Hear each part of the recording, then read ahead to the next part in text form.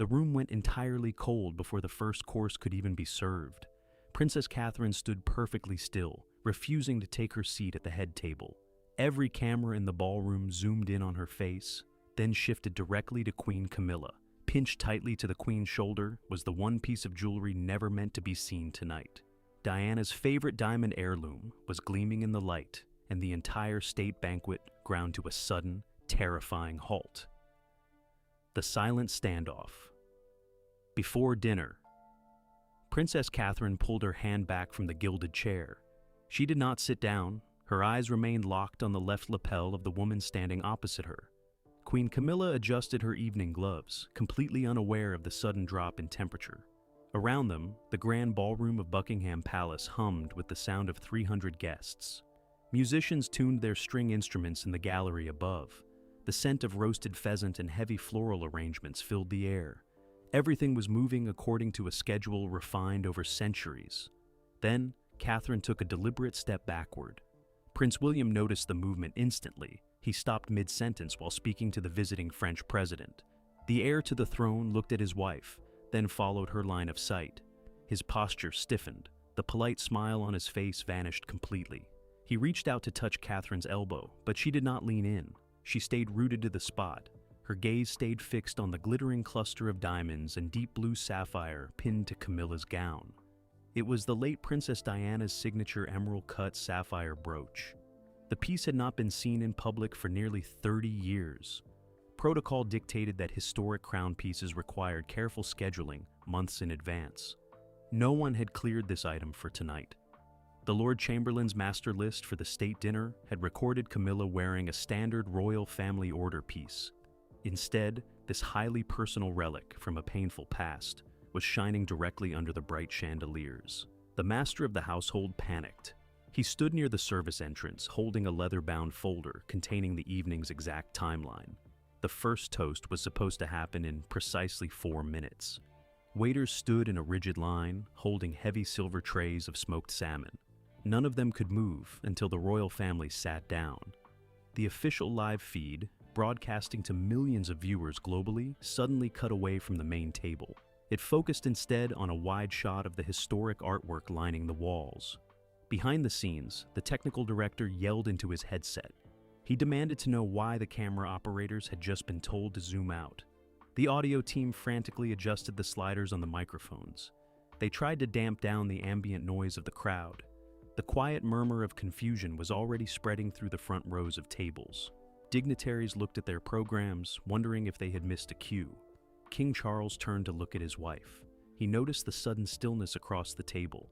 His eyes drifted down to the sapphire brooch. A look of sharp recognition passed over his face, followed quickly by deep irritation. He looked toward the palace aides standing by the door. The monarch gave a brief, sharp nod of his head. It was a signal to halt the entry of the service staff. The banquet doors remained shut. Catherine whispered 2 words to her husband. William nodded, his jaw clenched tight. The Princess of Wales turned completely away from her place setting. She walked toward the private anteroom, located just behind the velvet curtains of the high table dais. Her silk gown rustled against the polished wood floor. She did not look back to see if anyone was following her. Camilla watched her go, her expression hardening. She lifted her hand to touch the brooch, her fingers brushing the cold diamonds. She looked at Charles, but the king refused to meet her eye. He was already waving his private secretary over to his chair. The secretary sprinted across the thick carpet, leaning down to catch the king's whispered instructions. The diplomat from Paris sat in stunned silence, watching the royal hierarchy fracture in real time. The private secretary immediately walked toward the audio technicians. He gave a quiet, firm order to cut the live microphones at the head table entirely. The technician flipped 3 switches on the main console. The digital levels dropped to 0. This unexpected move prevented the ambient room mics from picking up any further conversation between the senior royals. The public broadcast was now completely silent, showing only a static image of the palace portraits. William did not sit down either. He stepped away from the French delegation with a polite, brief apology. He walked directly toward the same curtained doorway Catherine had used. The guests at the nearest tables stopped pretending to read their menus. They watched the Prince of Wales disappear into the shadows of the private corridor. The seat next to the visiting head of state was now entirely empty. Inside the small anteroom, the air was heavy.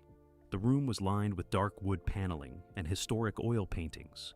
Catherine stood by the tall window, looking out into the darkened palace courtyard below. Her hands were crossed over her chest. The tension in her shoulders was visible even from behind. William closed the heavy oak door behind him, cutting off the distant noise of the ballroom. He asked her what she wanted to do. Catherine turned around slowly. She stated that the piece was a deliberate provocation. It was not just about the jewelry itself. It was about the specific date. Tonight marked the exact anniversary of Diana's final public gala appearance in London before her tragic passing in 1997. Wearing that specific brooch on this specific night was a message that could not be ignored. The jewelry piece carried too much emotional weight to be dismissed as a simple mistake by a wardrobe assistant. It was the centerpiece of the famous 7-strand pearl necklace Diana wore during her most iconic public moments. It represented the height of the marital breakdown that gripped the monarchy decades ago. For Camilla to display it tonight, at a formal state event, felt like a rewrite of history. Catherine refused to be a part of a visual narrative that erased her late mother-in-law's memory. The door opened again. King Charles walked into the small room, his face flushed with anger. He demanded to know the meaning of the delay. He reminded them that the foreign press was watching every move. The prestige of the diplomatic corps was on the line. He told Catherine that her absence was creating a massive crisis for the palace public relations team. Catherine did not flinch. She looked directly at the king and pointed toward the ballroom. She asked him if he had authorized the use of the sapphire piece. Charles stopped talking. He looked at William, looking for support. But his son stood firmly beside Catherine. William stated that they had agreed all legacy pieces belonging to his mother would be discussed before any public display. That agreement had been broken tonight. Outside in the ballroom, the whispers were growing louder. The queen remained at the table, sitting alone amidst the empty chairs. She picked up her water glass, her hand steady, but her eyes darted toward the curtained exit. The modern royal family was facing a silent public strike, and the dinner had not even started. The history packed into a single piece of diamonds. The leather catalog bound in blue velvet slid across the mahogany desk in the private library. King Charles pulled off his reading glasses and stared at the handwritten log entry from December 1981. The ink was slightly faded, but the description was unmistakable. It detailed a large oval sapphire surrounded by 14 brilliant diamonds. It was a wedding gift from the royal family of Saudi Arabia to the young bride of the Prince of Wales. This document proved that the item belonged to a specific category of crown property. It was not a personal gift that could be passed down privately without state oversight. The vault records at Windsor Castle showed that the jewel had been locked away in a reinforced steel case labeled Box Number 4 since the late 90s. The inventory logs required 2 separate signatures from the keeper of the privy purse before any clerk could turn the key. The mystery remained how the brooch ended up on Camilla's dress without triggering an automatic red flag in the palace scheduling system. Every piece of jewelry intended for a state visit must be logged into a digital database accessible by both the Queen's dressers and the Princess of Wales's styling team. This system prevented color clashes and ensured that historical significance did not trigger diplomatic incidents. Yet, the database showed a completely different item allocated for the Queen's evening attire. A junior wardrobe assistant named Sarah stood near the library door, her hands trembling as she held a small electronic tablet. She explained that a direct verbal order had come down to the dressing rooms at 3 o'clock that afternoon. The instruction did not come through the official internal messaging app. It was delivered via a handwritten note on official stationery, bearing a private seal. The note bypassed the main security clearance desk entirely. The assistant handed the paper to the king. Charles studied the familiar handwriting. The signature at the bottom did not belong to his wife. It belonged to an ultra-loyal, long-serving courtier who had managed the Queen's private affairs since her days living at Clarence House. This individual had access to the master keys of the secondary display cases, where items under repair or cleaning were temporarily held before returning to the main vault. This revelation changed the nature of the confrontation entirely. It suggested that the selection of the piece was not a sudden whim during an evening dressing session. It was an action planned hours in advance, executed by someone who knew exactly how to navigate the blind spots of palace bureaucracy. The motive remained unclear, but the timing pointed toward an internal power struggle regarding the control of the late princess's public image. William took the document from his father's hand. He pointed out that the handwritten note specifically requested the sapphire piece because of its deep color, matching the evening's formal theme. He argued that the courtier would never have taken such a massive risk without explicit verbal backing from a superior. The prince wanted to know if the queen had given that verbal command herself, or if someone in her inner circle was attempting to create a rift between the two highest-ranking women in the institution.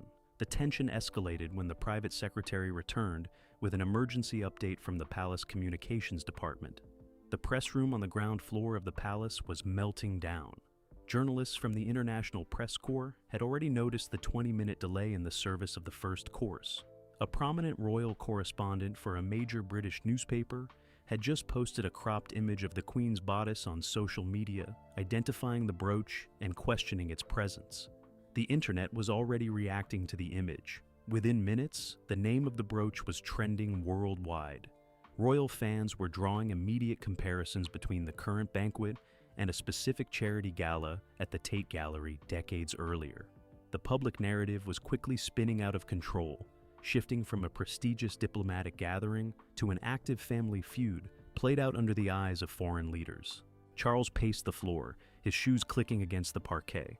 He stated that the dinner must resume immediately, regardless of who signed the note. He suggested that Camilla could simply cover the piece with her lace sash for the duration of the official photographs. He believed that this quick fix would satisfy the media long enough to get through the final toasts and allow the foreign president to depart without further awkwardness. Catherine refused the compromise. She argued that a half-hidden jewel would look even more suspicious to the high-definition television cameras. It would signal to the world that the royal family had realized their mistake too late and were actively trying to hide something from the public. She maintained that the only way to restore order was to address the inventory breach directly before she returned to her seat. She insisted that the piece must be removed entirely and replaced with an item from the reserve collection, kept in the security room behind the ballroom. The palace kept a small, secure box of standard diamond pins and brooches on site for exactly this type of clothing emergency. This solution would allow the evening to continue without validating the controversial statement made by the sapphire piece. The king hesitated, knowing that asking his wife to strip off a piece of jewelry mid-event would be a massive blow to her public authority. It would look like a total surrender to the younger generation of the family. He looked out the window toward the mall, where the crowds were still gathered under the streetlights. The weight of the crown's public reputation rested on making a decision within the next 60 seconds. The door to the library opened softly, and the senior courtier who signed the note walked inside. He looked pale but kept his composure as he bowed to the sovereign. He stated that he was prepared to take full responsibility for the administrative error. He claimed that he had confused the inventory number of the sapphire brooch with a similar diamond piece that had been returned from the jeweler's shop in May of that year. William did not accept the explanation. He noted that the two pieces looked completely different in shape, size, and historical documentation. He accused the courtier of attempting to shield someone else from the consequences of a deliberate insult. The prince demanded to see the original digital request log that should have accompanied any movement of crown assets from the main vault. The courtier admitted that no digital log existed for this specific transaction. The item had been retrieved using an emergency override code typically reserved for state funerals or sudden changes in diplomatic guest lists. This detail confirmed that the security protocols governing the late princess's jewelry collection had been intentionally compromised to get the piece out of the vault without Catherine's knowledge. The small group stood in complete silence as the distant sound of the ballroom orchestra echoed through the corridor. The musicians had shifted to a slower, traditional melody to buy more time for the staff. The banquet had now been delayed by nearly 25 minutes. An unprecedented disruption for an organization that prided itself on military precision. The private secretary broke the silence by presenting a third option. He suggested that the Queen could retire to her private apartments for a brief 5-minute wardrobe adjustment due to a minor issue with her gown's fabric. During that time, the brooch could be swapped out for a standard piece without the guests seeing the physical removal take place at the table. This would preserve the Queen's dignity while meeting the princess's demand. Charles looked at his son and daughter-in-law, waiting for their reaction.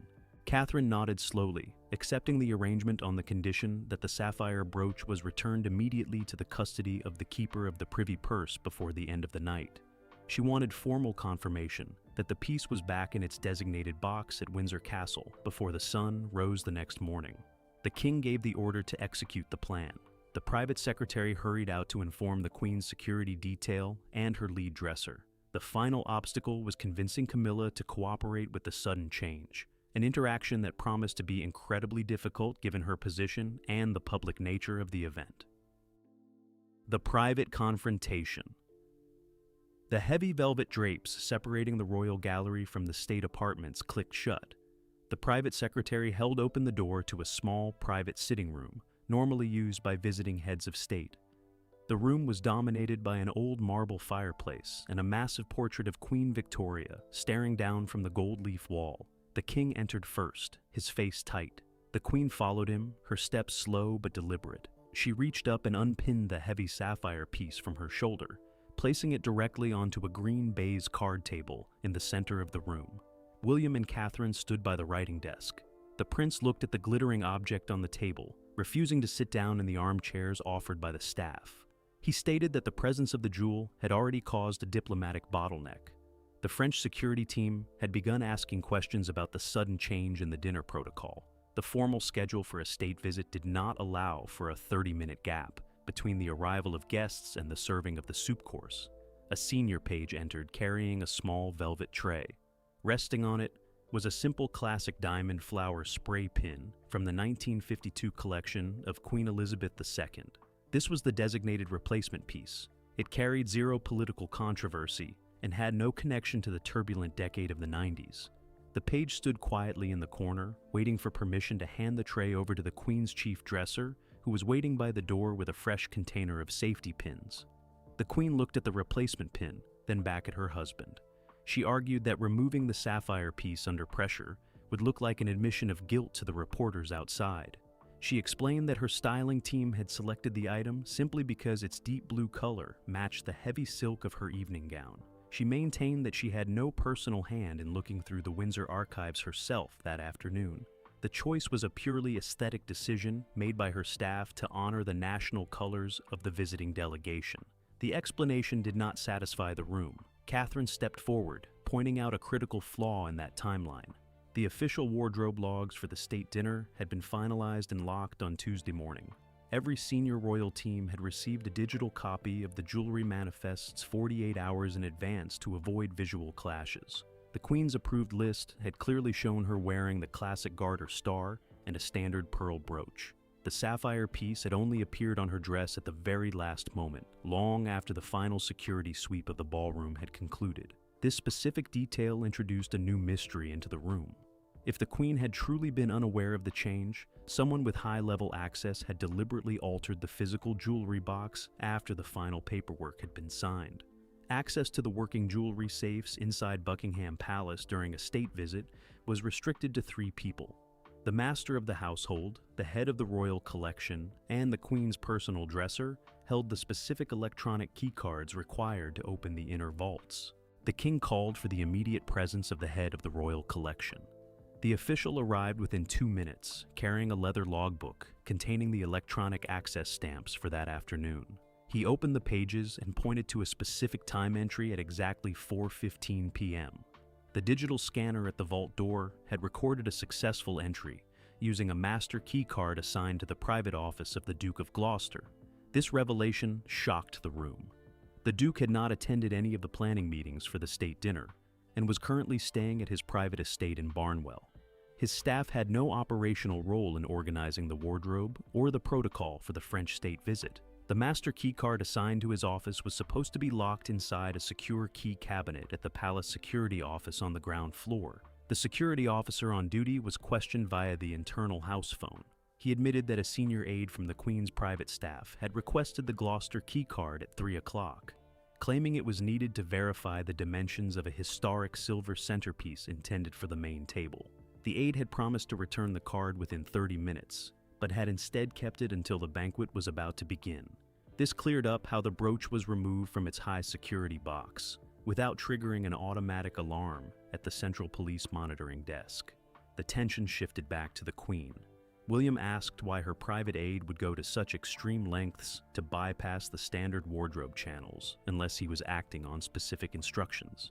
He stated that the manipulation of security protocols to move crown property without the knowledge of the heir was an unacceptable breach of trust. He demanded that the aide be suspended from all palace duties immediately, pending a formal investigation by the Cabinet Office. The king agreed with his son's demand. He realized that the public fallout from a security scandal involving the crown jewels during a major international event would be devastating for the palace's reputation. He gave a direct verbal command to his private secretary to revoke the aide's palace pass before the night was over. The employee would be barred from entering any royal residence until a full audit of the afternoon's keycard movements was completed. The Queen did not defend her staff member. She watched in silence as her chief dresser stepped forward and pinned the diamond flower spray onto her dress. The controversial sapphire brooch was picked up by the head of the royal collection, who placed it into a velvet-lined transport case and secured the dual combination locks. The piece was officially out of rotation, and the physical threat to the evening's protocol was resolved. However, the internal damage had already been done. The delay had reached 35 minutes. The private secretary reported that the French president had been seen checking his watch while talking to the Archbishop of Canterbury. The palace catering team had been forced to discard the first batch of hot appetizers and prepare a fresh set to ensure the quality of the meal met state standards. The entire operation was running on a knife edge. Catherine turned back toward the door leading to the ballroom gallery. She stated that she would return to her place at the head table, now that the correct inventory protocols had been enforced.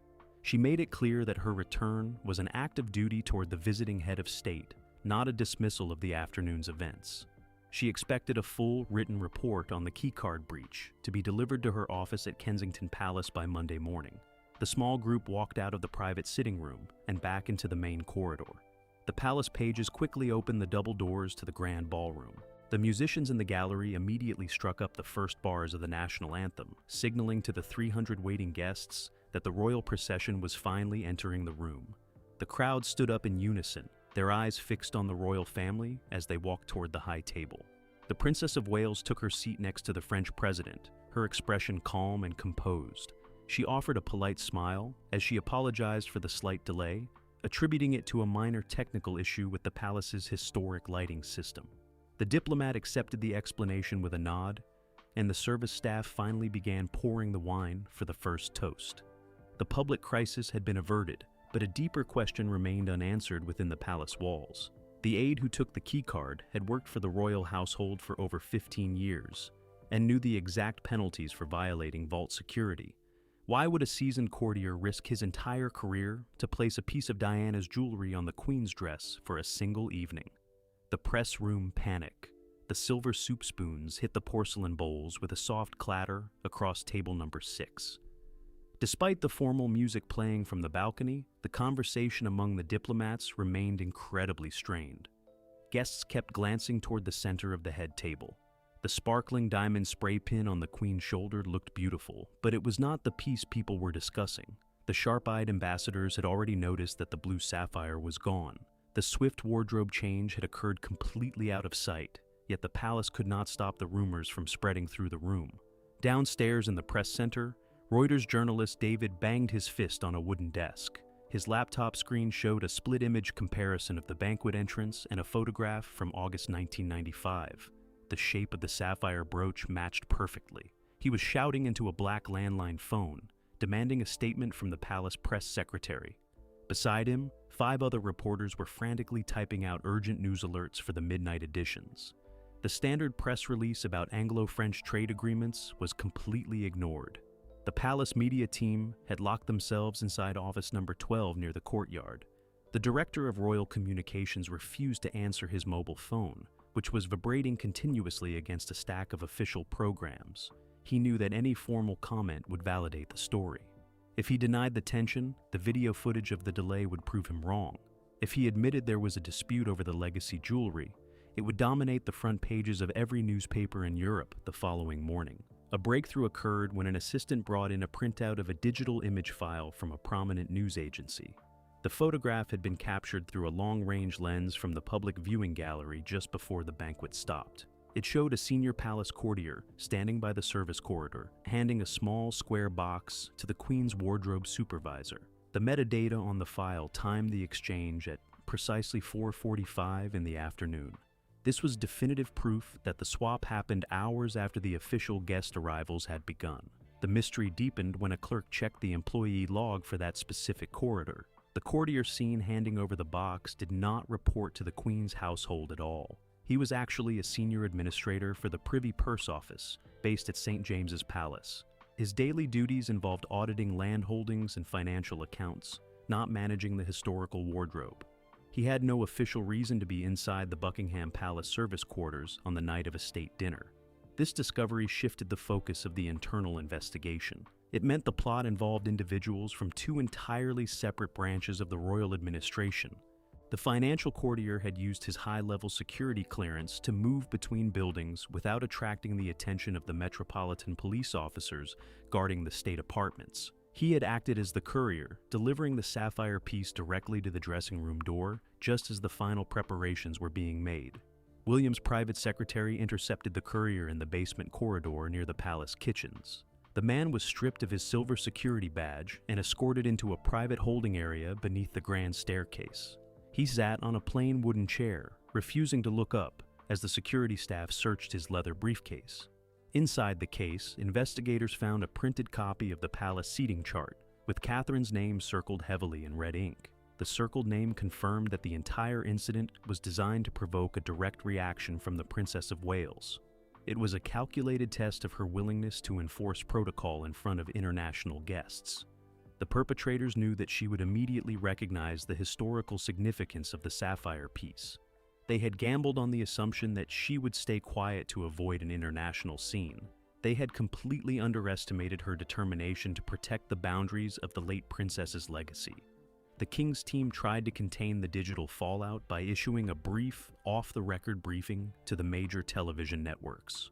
They claimed that a minor mechanical failure in the ballroom's historic air conditioning unit had forced a brief delay in seating the guests. They explained away the Queen's jewelry change as a personal choice to correct a minor tear in her gown's delicate silk lining.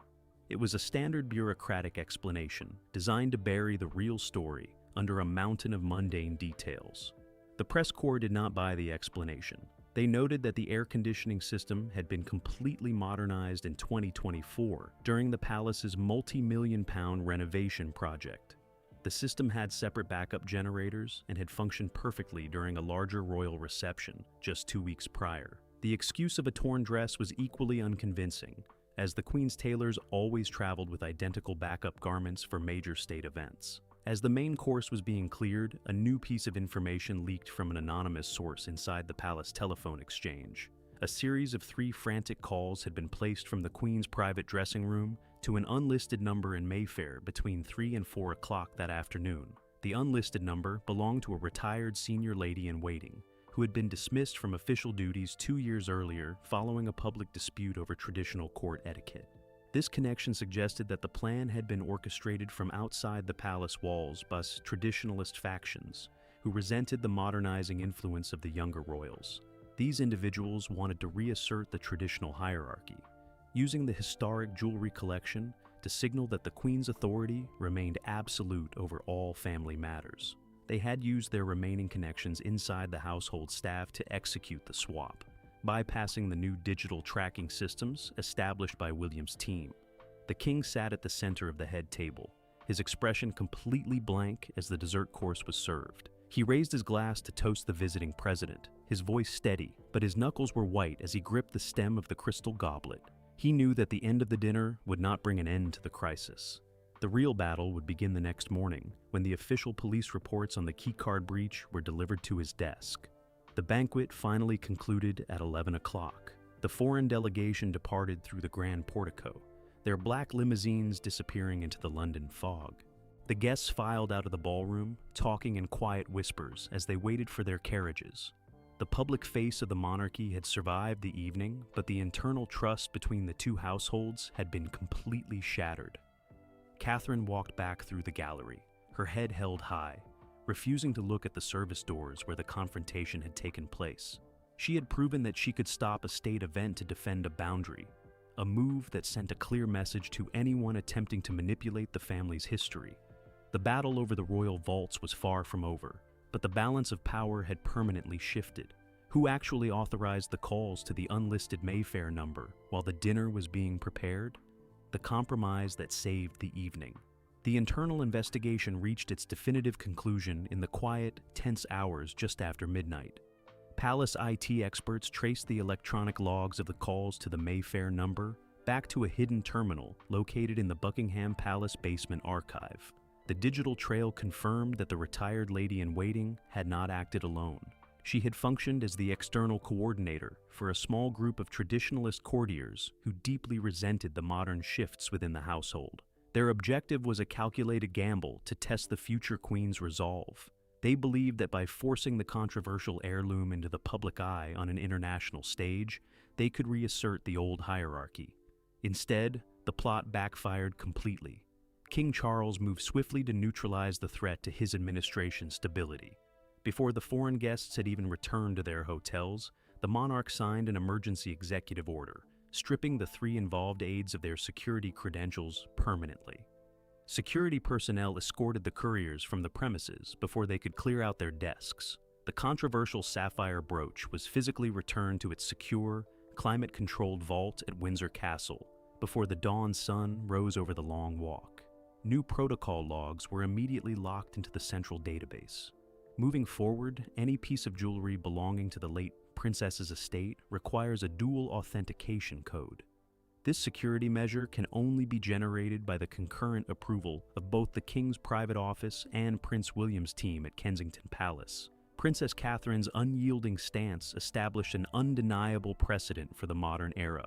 Her refusal to back down under the glare of international television cameras sent a clear message to the remaining traditionalist factions. The younger generation would no longer allow the memory of Princess Diana to be manipulated as a tactical chess piece in internal palace power struggles. The state banquet concluded with a polished public display of unity, but behind the closed doors, the internal balance of power within the British monarchy had permanently shifted toward the future king and queen. What do you think about Princess Catherine's bold decision to halt a state dinner over this historic piece of jewelry? Did she make the right call to protect Diana's legacy, or should she have avoided a public scene in front of foreign dignitaries?